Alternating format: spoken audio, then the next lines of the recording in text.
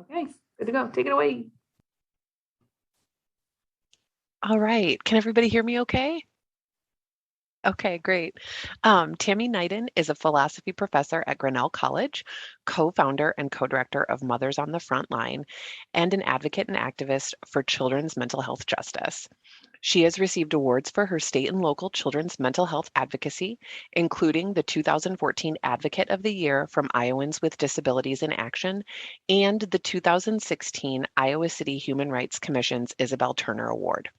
Her scholarship on Spinoza and the history and philosophy of science has been supported by the NEH, the American Council of Learned Societies, the American Philosophical Society, the Scalinger Institute at Leiden University, the Obermann Center for Advanced Studies, and the Fulbright Foundation. However, her experiences as a mother and advocate in stigmatized spaces has moved her scholarship in the direction of injustice and applications of Spinoza's philosophy as correctives for the many Cartesian ghosts haunting the halls of stigma and oppression. She brings this work to her teaching on the school to prison pipeline and story work as a form of resistance. I am so delighted to welcome Tammy. Thank you so much. I just really want to thank the University of Iowa Library Staff Development and Diversity Committee for inviting me here today. Particularly Leah and Carlette for their work putting this event together, and Maddie for technical assistance, which I'm always in need of. So thank you, thank you, thank you. And I also think it's important because I don't think we do this enough. It takes so many people, amazing people, to make our universities run and to make our larger community run.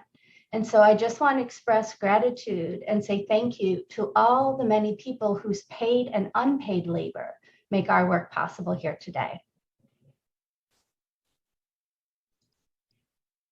As we begin our work here today, I acknowledge that most of us on this call are in Iowa City. We're on land that was within the homelands of the Iowa, Meskwaki, and Sauk. The history of broken treaties and forced removal that dispossessed indigenous peoples off their homelands was and is an act of colonization and genocide that we cannot erase. Today, we are going to talk about seclusion and restraint, a trauma inflicted on children by schools, by institutions. Scholarship and policies around childhood trauma, particularly work in the area known as ACEs, or adverse childhood experiences, tends to frame trauma as inflicted on individuals by individuals. This framing can make invisible the many forms of childhood trauma and intergenerational trauma inflicted by states, institutions, and systems. Such institutional ACEs,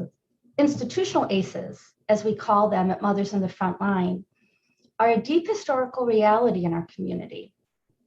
Stolen land, stolen labor, indigenous boarding schools, Jim Crow, redlining, their legacies are felt on a daily basis by our community members. Institutional adverse childhood experiences are a deep current reality in our community. We can only stop them if we're willing to see them, acknowledge them, and speak about them in the first place. So I want to give you an outline of what we're going to do today, because I find that the methodology we use at Mothers on the Front Line can often confuse people, and you might be, am I in the right talk? So I want to explain what I'm doing.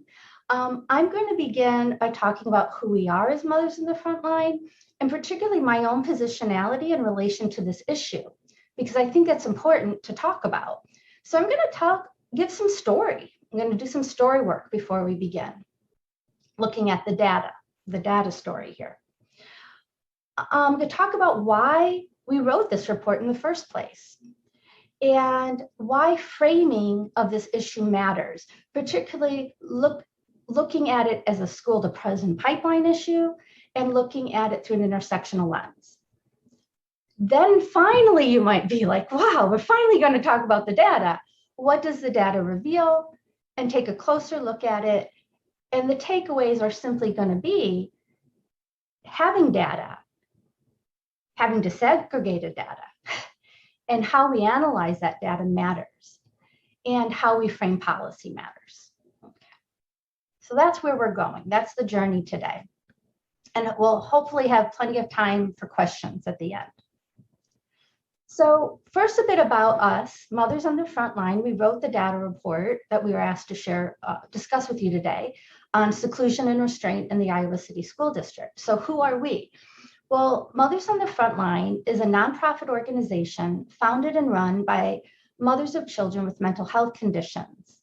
Our mission is to advance children's mental health justice, caregiver justice, and caregiver healing. Our programming includes our Mothers on the Frontline podcast, workshops that we facilitate for parents and caregivers, as well as professionals.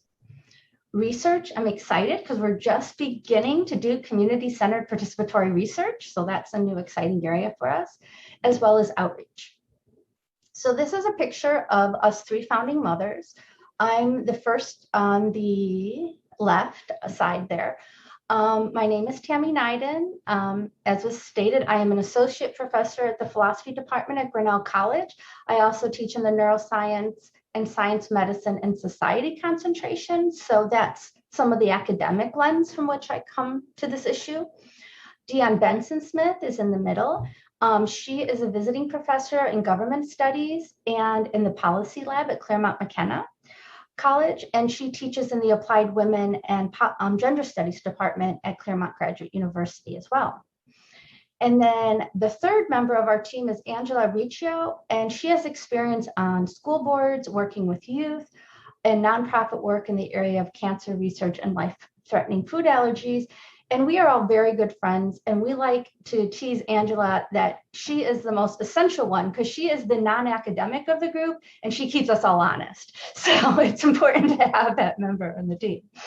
And so most importantly, the three of us are mothers of children with mental health conditions. And the work we do at Mothers on the Front Line brings together all of that work experience, scholarly training, and interest with that lived experience. I also want to tell you a bit about myself and how I relate to this issue, why I do this. It was not my plan. Believe me, if you were to talk to my dissertation committee, they would be scratching their heads like from decades ago. So my current recent research and teaching interests in the school to prison pipeline really come out of my personal experience as a mother of a son with childhood onset severe mental illness, and from my experience as a children's mental health advocate and activist. So I'm a single white mother of two white sons from my first marriage. My eldest child, who's a baby in the first picture, and I might be biased, but I think he's adorable there. He always was exceptional, even as a baby and toddler, from the way he focused on ceiling fans to the way he lined up his toy cars. His focus was intense, and he'd become very upset if others disrupted that focus in any way. If we carried him away from the fan, or if we moved a car out of its perfectly straight line, like tripping over it while you're moving laundry or something, that would be a cause for great distress. More and more, he became upset for reasons we couldn't understand or figure out. He'd have rages that would often last up to 4 hours at a time, in which he would scream, throw his little body up against the sofa, or hit or throw things. It was clear he was an emotional and/or physical pain, and we couldn't determine what was going on. But it was very clear he was suffering and trying desperately to relieve that suffering. But we couldn't help him in a large part because we couldn't understand the source of that suffering. I have often heard people refer to such episodes as tantrums. Now, he's still a kid. He had tantrums. Those are a completely different thing. They're not fun if you're a parent, but you can deal with tantrums. They're not fun, but you can deal with them. That's not what I'm talking about here. Because tantrums are behaviors used to manipulate us parents, right? I cry until you give me candy, then I stop crying, we're all good. Nothing could settle him down during rages. Believe me, I tried. I even sank to bribery, although his psychiatrist once told me if it's legal, it's not bribery. I always thought that was funny. I tried candy, I tried toys. It didn't matter because that wasn't what he was after. He was after relief from some horrible suffering, okay? The rage would often end when his body would finally collapse into sleep. It's a merciful reset button he has, not so merciful because it shouldn't take 4 hours to get there, But once he'd go to sleep, he'd wake up to a world anew, refreshed, and not understanding why everyone around him was exhausted and frustrated, right? Because he was ready just to begin all over, and he was fine. By this time, he had a little brother, and we had to work really hard to ensure that he was safe during these rages. At too young of an age, he had to learn how to run into his room and lock his door until the storm cleared. And I bring that up because when we talk about children's mental health, we very rarely talk about the caregivers and the families, but we very, very rarely talk about what the siblings are going through. And it's important we talk about this in a family system dynamic. So from an early age, we took my eldest son to various doctors, therapists, and centers with little answer other than he had extremely uneven cognitive development, practically a genius in some areas and practically severely disabled in other areas. And the combination was very likely to yield a great deal of frustration, stress, and anxiety for him. On top of all this, he had already, by the age of 6, gone through 2 years of horrible tests and procedures and surgery for a kidney condition he was born with. So he had a lot going on in his little life. In 2019, I remarried an incredibly wonderful man in the center picture here, Sajid, an incredible husband, a wonderful father. Unfortunately, he has passed away, but this is an important part of the story. We got married in 2009. We decided to move to Iowa City from Grinnell for several reasons. We wanted to live and have our children live in a racially and culturally diverse community. Our current 2 white children from my first marriage and the biracial children we had hoped to soon have. Life didn't work out that way. That was our hope. We wanted them to go to a school where interracial and international families were not uncommon.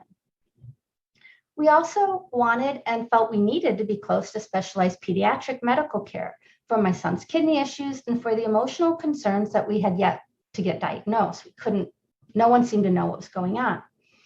One of the doctors in my son's earlier testing had suggested that multi-age classrooms would be very helpful for my son's uneven cognitive development.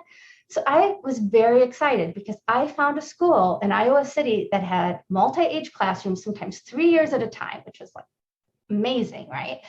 And also at the same time, ethnic and cultural diversity. So I was really excited about that. And international families, like that was common, right? So I was really excited. So this last picture is a picture of my son at 7. This is actually on the day of my second marriage, and it's the week before we moved to Iowa City. 1 month after this picture was taken, he received his first diagnosis, mental health diagnosis of ADHD. And 2 months later, on his first day in the school district and his first day of second grade, his rages as we knew at home turned into something we had never seen before. On that first day, he hit his teacher and he threw a computer across the room. We couldn't even understand it or conceptualize what was happening. We worked with the school for those first few months to try to understand what was going on and what kind of accommodations he might need. Within a few more months, we did get some more diagnoses on the medical side of Tourette syndrome and OCD. He was put in special education, and the district moved him to another school to be in a behavior room. And that was, by the way, one of 7 moves he experienced while in the district. He is now out of the district. He's 19. But think about what a nightmare that is for a kid who needs stability more than most, to be moved 7 times, right, throughout a district. So that first initial move, we were very worried about the new school because as we toured it, it was very clear it was predominantly white.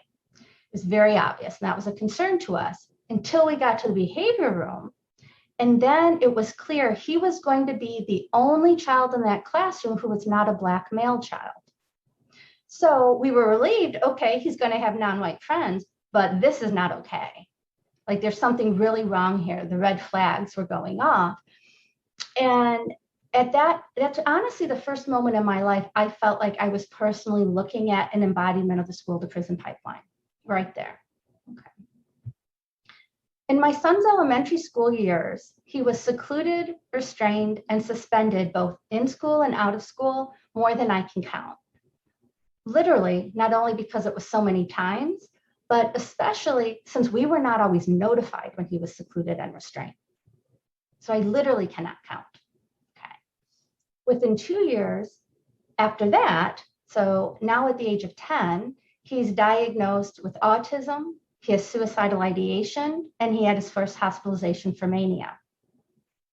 Despite these medical issues being clearly documented and his special education status, the school primarily addressed his behavior and did so through a behavior modification lens, which turned out to be incredibly traumatizing. Okay. That lens did not understand how those behavior modification methods actually aggravated his mental health conditions. So for instance, point systems are not good for children with OCD who cannot deal with odd numbers. It's just a big problem, okay? So his school trauma grew and grew, but we couldn't find any other options of schools in Iowa that could or would meet his needs. We often joke the only thing that our son really got out of special education in all those years from second grade up until 12 is he got his best friend, right? And we got to be close to his best friend's family. Shared trauma can bring people together. And I actually came to learn how common this experience was by meeting so many other families who experienced something similar. So because of this experience, I became involved in advocacy at the district, at the local level, and at the state level. In 2015, I worked with Renee Spey, a local advocate, an amazing person. We put together a call for action and a large coalition, statewide coalition that formed to call for the building of a children's mental health system, which we did not have at all, and is now only currently starting to be built, all too slowly in my personal opinion, but at least there's some work going on it finally. So we were invited after that to be on several state boards that led up to the current state board, right? So state work groups. And so we did this for 3 years. And I have to tell you, for me, that was a very triggering experience. Each meeting was very difficult because I would sit there and listen to well-meaning folk who were supposed to be experts on everything from juvenile justice, I use that term justice lightly, mental health, all of the things that are supposed to be related to this education and so forth at the table. And whether they realized it or not, they were using very stigmatizing narratives, particularly narratives that seemed to involve a lot of parental blame and particularly mother blame, and a lot of assumptions about the families they were working with. That did not match the things I was seeing by talking to other families and my own experience at all. So that was problematic. So those experiences really led to, we kept as friends having discussions. My other friends were advocates. They were mothers advocating for their own child and others in the community, and they were having similar experiences. And we began to talk about this. And as scholars, as I'm sitting at the table and hearing those conversations as a philosopher, I'm thinking of all the assumptions being made in every comment, right? And my friend is a policy studies person, and she's thinking about institutions. And so we're thinking in these terms, and that's where our conversations are going. So it's really all that led to Mothers on the Front Line, as well as the work I do at Grinnell College on School to Prison Pipeline. So both started in 2017. Through an innovation grant, I worked with amazing colleagues at Grinnell, Keisha Scott in Sociology and American Studies, Stephanie Jones in Education, and Katie Walden in Digital Humanities. And we put together a course and a digital humanities lab on the School to Prison Pipeline. And for that course, we put together a story archive and a data archive that focus on the School to Prison Pipeline in the state of Iowa. And at the end, I'll share a link to that data. That data hub is publicly available, and we encourage people to use it in their activism and their however way they can use it. The class was in the fall of 2019, so that's where the data stops. The lab focused on the importance of story work as resistance to entrenched epistemic injustices. That's a big focus of my work today. Epistemic injustice is when people are harmed as knowers. And in this journey, I can tell you caregivers are constantly harmed as knowers. Their wisdom is discounted and not brought to the table in how to help their child. And so this is a big problem. Okay. So this has become a central part to my philosophical research as well as my activism. So why did we write this report? So you can use this QR code to get to the report. I'll give you a link to the report later as well. And this you can see what the first page of the report looks like. So early in 2020, the state revised its policy on seclusion and restraint. I use this word lightly. It was an improvement. Okay, it was an improvement from what we had before, which was extremely draconian, but it didn't go nearly far enough. Some of the changes were just about definitions, required reporting, that's a good thing. So the plywood boxes our kids were being thrown in are now illegal. So basically now you're building rooms to throw the kids in. You see what I'm saying? It's not perfect, but it was a lot of great people worked really hard on it, and it is definitely an improvement. But in any case, all school districts had to revise their policy to match this new school policy. And our district was doing that in January of 2021. That's how this came about. As that was being done, we were sort of paying attention and concerned about how the discussion was going and where it wasn't being discussed. And particularly Dina Bashara and Heidi Pierce and I, who've been working a lot on this issue locally, we're very concerned about the lack of transparency the district had around its data. That's been a longstanding issue, and it continued even here. And the lack of accountability to say, we are going to lower these numbers and we're going to lower the disparities, and we're going to be accountable to the public to do so, because that data just would not be shared. Okay. Around the same time, it was interesting because the district was doing some really wonderful and important work around equity.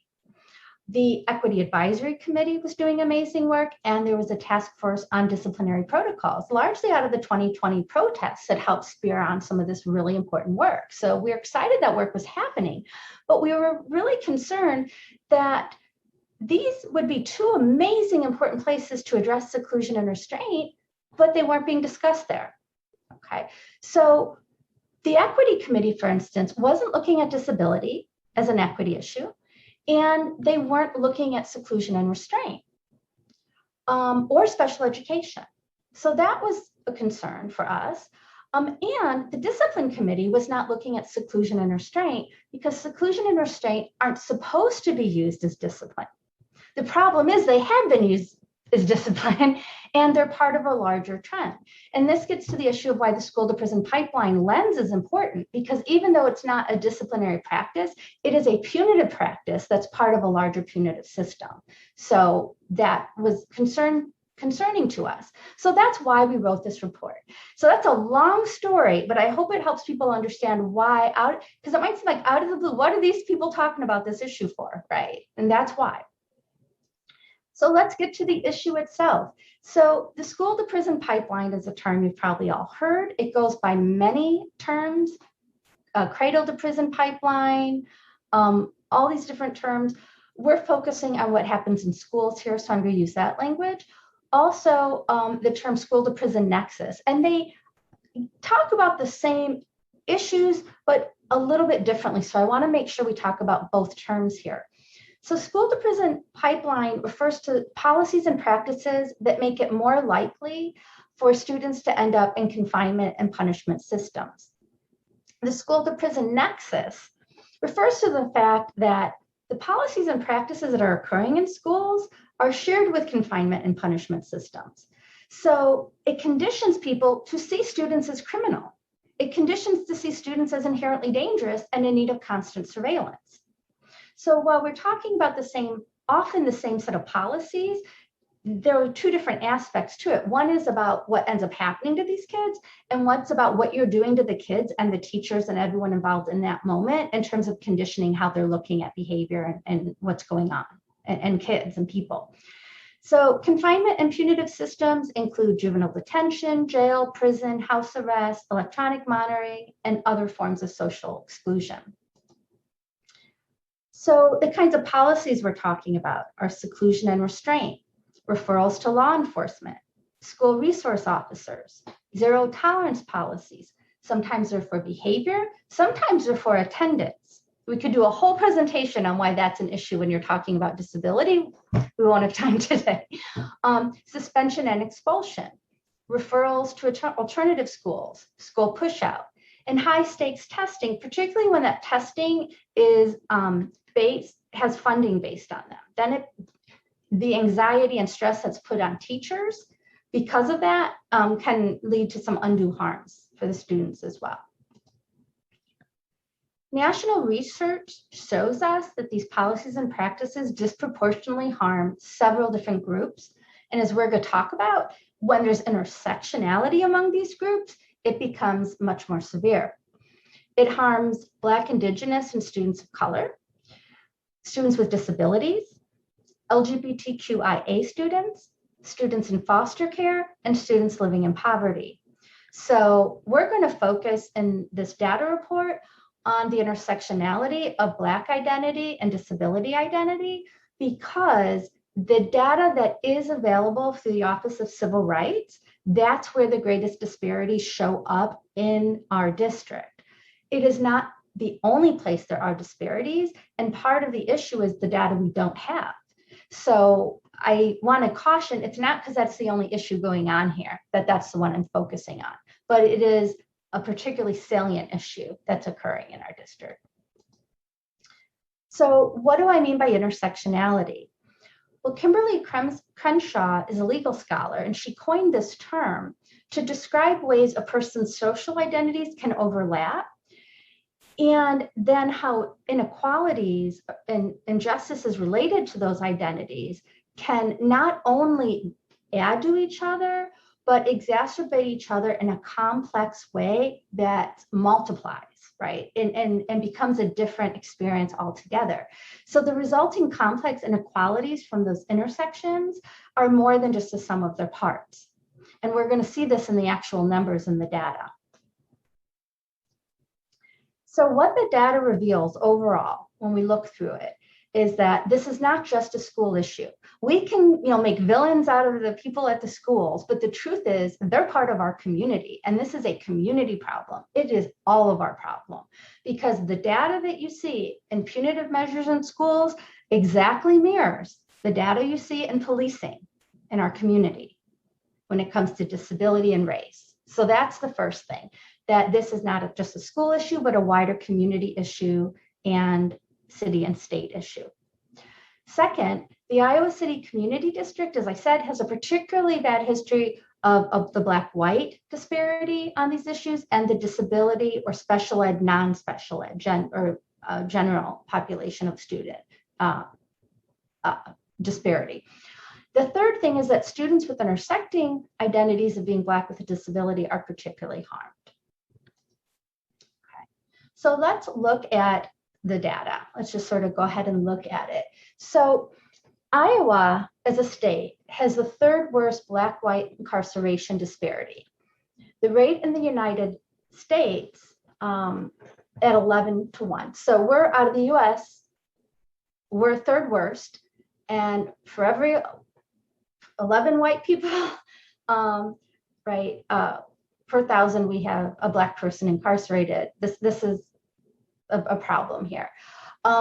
If you look here, you can see the Black lines in all of these graphs indicate the percentage of a group within a population. Okay, so in this case, 89.9% of Iowa's population identify as white. Okay, but 4.1% identify as Black or African American. Thank you, Maddie. So we got the slide. So what you can see here is that the Black line here indicates the percentage of the population of Iowa that has that racial identity. So you can see, and are you able to see my mouse moving? Does that at all? Oh, you can't see. Okay, then I don't need a point. That's not helping anything because I keep pointing to things with the mouse. I'm sorry. Okay, so if you look at that first Black column, you can see 89.9% of Iowans identify as white, and 64% of the prison population in Iowa. Oh, sorry, we have to move this over, I think. I'm sorry, I'm going to rearrange my desktop so I can see the bottom of the chart for you. Okay, there we go. Let me go back. There we go. 64% of Iowa's prison population, right, is white. But if you look here at Black or African, only 4.1 of our Iowa population identifies as Black or African American, but 26% of our prison population does. So you can see the disparity is significant. Okay.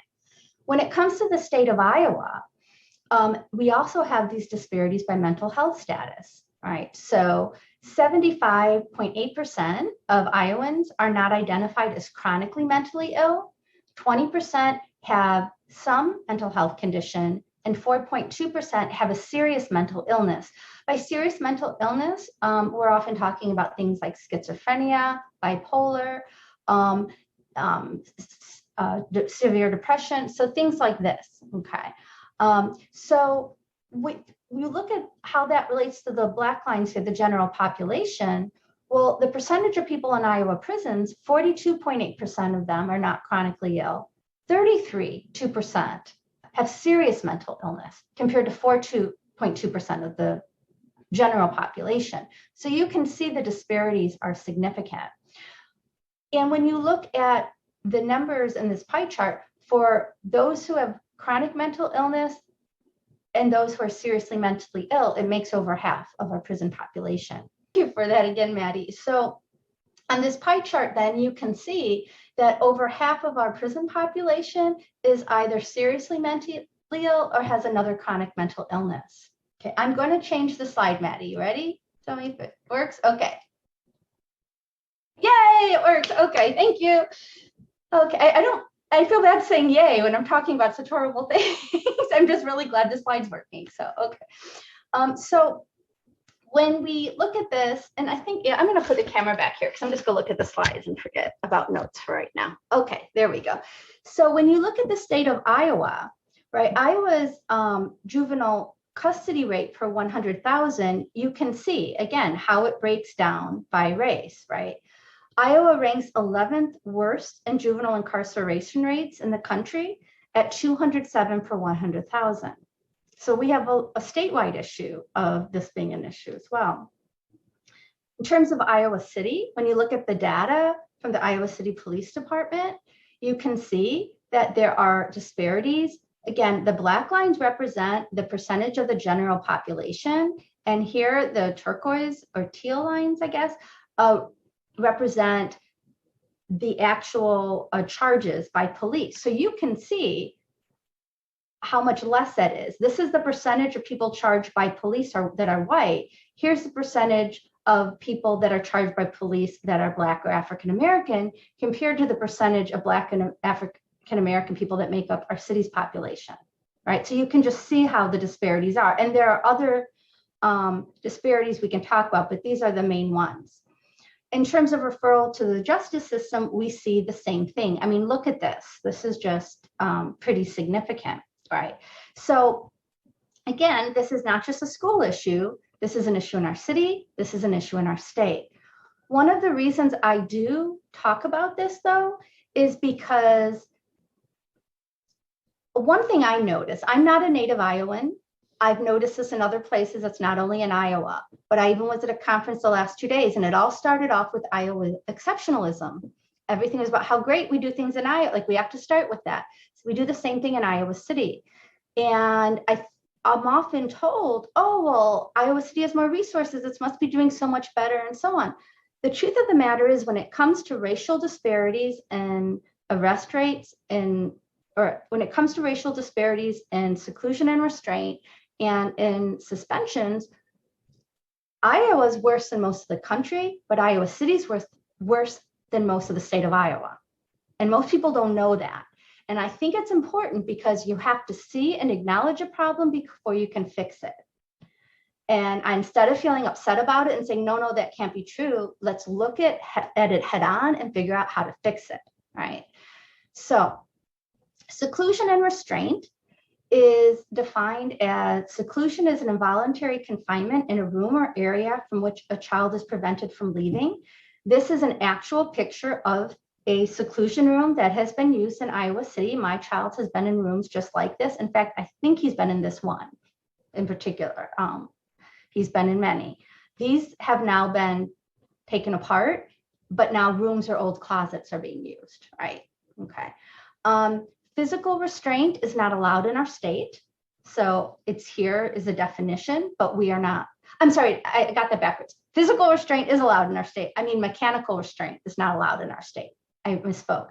So our schools are not allowed to use these mechanical devices, but physical restraint is used and is a common training that is given to teachers in how to work with kids. So that's personal restriction of the movement of the limbs, body, and head.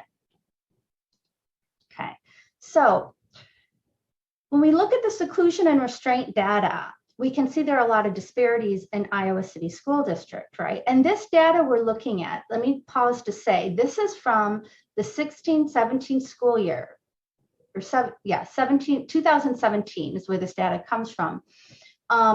It is the most recent data available on the civil rights website. We don't have any disaggregated data from the district because they don't share that. That's part of the problem. So this is the most recent data we have from this national website. They deliver it every 3 years. We should be getting some more soon with COVID. You know, things aren't all where they should be, but that's basically the story of this data, right? On why it's from that time. So racial, and so this is, in my son's case, right, this is appropriate to talk about, but it's also coming, the most recent data we can get our hands on.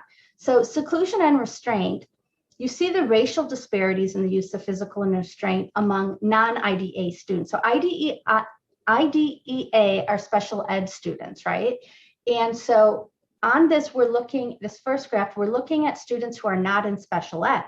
So of students that are not in special ed, you can see the racial disparity. Again, the black line represents the percentage of students in the district of that racial identity. In this case, the magenta line represents the percentage of students in the district that are physically restrained in each racial category. And the mustard yellowish color is a percentage of students secluded in our district by racial category. So again, you can see the disparities here. You can also see the disparities by disability status. So in comparing students in special ed with students who are not in special ed, you see a remarkable difference in who is being secluded and restrained. Okay. Now, when you put these two together, right, the intersectional disparities are even more significant.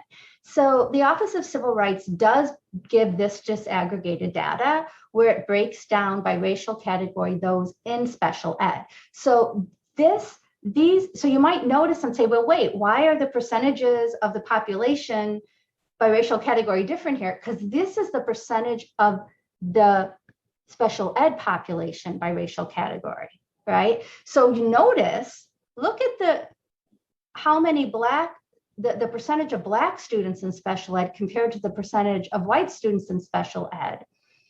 Remembering what we just saw about the district-wide population, no wonder all of my son's fellow students, right, we're all in that particular room Black males, right? That's where we're putting people, right? Okay, so our behavior rooms look a lot like our prisons. Let's just put it that way when it comes to Iowa's context, okay? All right, so when we look at this a different way, and this is a kind of intersectional way to do data analysis where we actually multiply to see when you put these numbers together, right? When you look at the percentages, right? And I'm going to read through this a little bit so I say it correctly, because it was one of those things that I couldn't believe it as I was working through the data. I honestly was just shocked. It was just, how could this be the case? Okay, so I'm gonna make sure I say this correctly here. All right, so when you look at seclusion, I'm just gonna read through this while you look at the graph, and I hope this helps you. Black non-special ed students are secluded 7 times more than white non-special ed students. Okay. White special ed students are secluded 50 times, I'm sorry, Black special ed students are secluded 50 times more than white non-special ed students. Okay. I'm sorry, blah, blah, blah, blah. I said that wrong. White special ed students are secluded 50 times more than white non-special ed students. So right now, that one is not across race, but disability. Black special ed students are secluded 13 times more than Black non-special ed students. So disability is not such a factor within Black identity as it is within white identity. Is this making sense? Am I, okay. But Black special ed students are almost 90 times secluded more, 90 times than white non-special ed students. Do you see how that is not additive, but multiplicative? Right, so this is a huge problem. We can do the things with same with restraint and out of school, multiple out of school suspensions. In the case of restraint, we see that Black students with disabilities are restrained 142 times more than white students without disabilities. So you see how that intersection puts you at so much more risk, right? So this is the problem we're getting at. Okay, and okay, I'm trying to look at time with the screen looking different. I apologize. And I'm looking in different places because of the screen. So I apologize for that too. All right. So the update that we got I'll talk about it in a minute. We had, in fact, let me go back for a second. Well, that's okay. We'll just stay here. Basically, when we had brought this to the attention of the district and they gave us their update, I'll talk about their response to recommendations in a minute. But what happened is they gave us some new data. It's not disaggregated, it's pretty general data, but that in 2019-22, there were only 1,400 instances of seclusion and restraint, only, right? And so far for 2021, and this was given to us at the end of the school year, these were the numbers breakdown. But I want to remind everybody, did anyone remember anything significant happening in 2020? One good thing, and I don't want to say anything's good about the pandemic, but our special ed kids and our Black special ed kids were safer at home. They were not being secluded and restrained at school. Okay, that's one thing I don't think we talk about enough. So these numbers, that's nice. I want to see what the numbers are in the next few years when everyone's back to school all the time. So that's something we need to keep in mind. Okay, I think what I'm going to do with time, I'm supposed to go to 2:30 and then we get a half hour. Is that right for questions and answers? Okay, so I'm going to go and finish. And if we have time, I'm going to come back to suspension because this is about seclusion and restraint. I may have time for suspension, I might not, but it gives you some context of how the numbers are very similar. Okay, so I'm going to go ahead. Let's see, I can do this a little bit. Okay, so what happened, and let me find here in my notes as well. Okay. So what basically happened when we were concerned about this and a bunch of us advocates got together, and I'm gonna, okay. So I'm gonna change the camera again so I can look at my notes on this and look at you as well. So remember that in January, we were concerned that the Equity Committee and the Discipline Task Force weren't looking at these issues. So several of us advocates in the community got together, started talking about it in the community, and brought it to the attention of some of the equity board members, right, on the equity committee. And I'm going to tell you that equity committee rocks, okay? Like they're amazing people on it, amazing leadership, and the students give me hope. I mean, whenever I have a bad day in this world, I think about the youth because they're spectacular. So amazing people on this committee. So they invited us to present this data to them, and we did. And we presented it, as I did with you, through a school to prison pipeline lens and through an intersectionality lens. And they saw it immediately and were interested.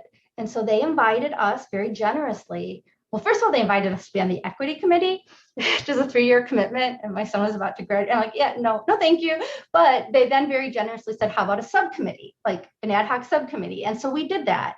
And we worked with them to put together a recommendation to the board. And we put together that recommendation and we submitted it to the board by the end of last school year.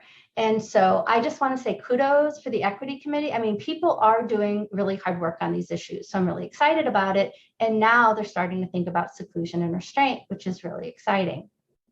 So the recommendations that we made included having clear benchmarks for reducing incidences of seclusion and restraint, as well as disparities of seclusion and restraint.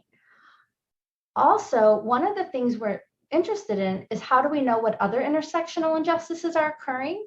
A lot of data is not available, and some data can't really be available. When you're talking about LGBTQ plus students, it's not fair, or there's not a good way to ask them to disclose, right? But we do have an annual climate survey, which gives students the opportunity to disclose if they want to. So one idea we had was we could change the annual climate survey so that students can also self-report disability status and self-report experience with disciplinary practices. They don't have to, but they can. And if trends start to emerge, that tells you something's going on there. All right, so that was a recommendation. And so all the disciplinary practices we talked about, seclusion and restraint, in-school and out-of-school suspensions, referral to law enforcement, parents call to school and office referrals, all those could be listed as things they can disclose. And I love this paragraph, and I'm going to quote this because this was in the recommendation. And when I read this, my heart just melted. Because, you know, when you do this work, you can feel angry a lot of the time. And this was a moment of where I'm like, there are such good people doing this work in the district, and it really made me feel wonderful. So the recommendation was worded this way, quote, because punitive systems cause intersectional injustices and need to be dismantled through intersectional practices, in support of these strategies and critical tasks, we further advise and recommend that the district take advantage of the following tactics systemically across the district to achieve these goals. Bravo, right? Okay, so implement the collaborative and proactive solutions approach to developing ways to work with students, right? So a version of that approach has been developed by psychologist Ross Green, right? So that would be one thing that could be implemented. Use a multi-tiered system of supports for preventative school-based mental health, create calming sensory environments for students, provide staff with neurodiversity training, proactively seek guidance from the AEA, the Area Education Agency consultants, to ensure that environments and strategies used to support autistic students reflect an understanding and respect of their neurological differences. So bravo. So this is the recommendation that went in. Now here's what's interesting. I'm going to tell you, I've done this for years in this district, and we would bring this up and we would often be treated like, you know, parents, what do you know? This is, you know, what have you. But when this issue came up, largely, I'm going to admit after 2020, I mean, that changed the game, right? When you talk about these issues. But when this came up, the response of the board, and I give them a lot of credit for this, it's wonderful, but it was so pleasing to finally hear this was, we don't like your benchmarks because we want it to be zero as quick as it can be. And they publicly apologized that this has been occurring. It is the first time I heard public acknowledgement that this is a bad traumatic practice. So that is a huge victory for children and a huge mindset change. And so I'm very grateful to the district for taking that approach. Again, we need to watch and see what happens and make sure we're all working as a community together to support the school to do this, because it's not fair to say they need to make changes that we're not making as a community. So we all need to keep on everybody to make sure these changes happen at every level, right? But I'm excited that they're doing that. In terms of district progress, this is what we are seeing, right? Based on that data they did share with us, right? You know, note we don't have disaggregated data, so we can't examine progress for intersectional inequalities. And also that we have pandemic level numbers, so they're lower. But nonetheless, we do see a gradual decrease, right, in suspension rates. and we're, seeing some decrease, right, in terms of the disparity. So that is exciting that we are seeing that. Okay. So I'm glad I skipped suspension because now I'm about at time. I can always go back through that data if there's questions at the end. But that it is all in the report and it's all available for you to look at in the report. And again, those are only 2 parts of the school to prison pipeline. We focused on them because we had data available to do so. Referrals to police, parents being called to get your kid at school, all these things need to be looked at as well. So thank you so much for listening and for caring about our kids and our community. So thank you. Yay. Thank you, Tammy. I'm going to go ahead and stop the recording. Yes.